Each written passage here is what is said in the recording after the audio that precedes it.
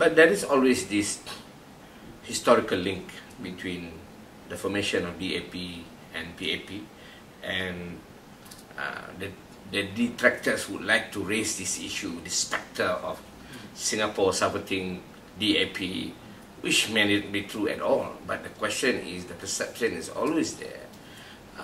To what extent do you think this relationship is still there, or is just remaining to be a historical relation, but not anymore in a more active sense? Historically, as we know, there is this relationship between the DAP and the PAP, and the DAP is the offshoot of the PAP, right?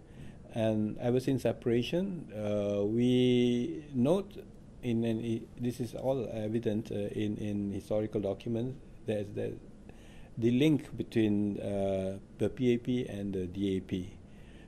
So there is a separation between the two parties.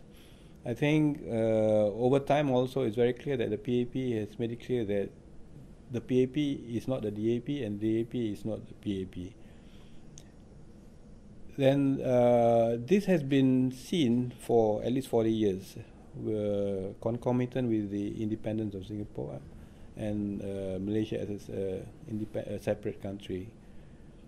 Over time, we see that the DAP has come to power in the state of Penang and as part of the opposition coalition. Now, I don't think there has been a change in the PAP's position, that the PAP is still a separate and independent party, different from the DAP, and DAP is separate from the PAP. Nonetheless, there may well be individual relationships between the PAP and all party leaders in Malaysia, including the DAP.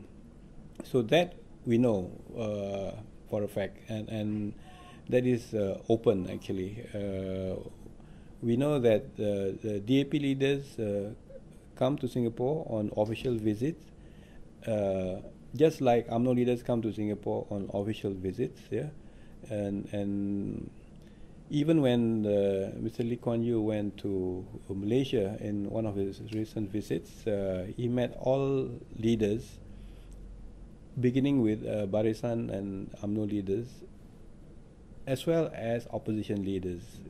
Yeah, so that is something that we see as common in the framework of official relationships party to party.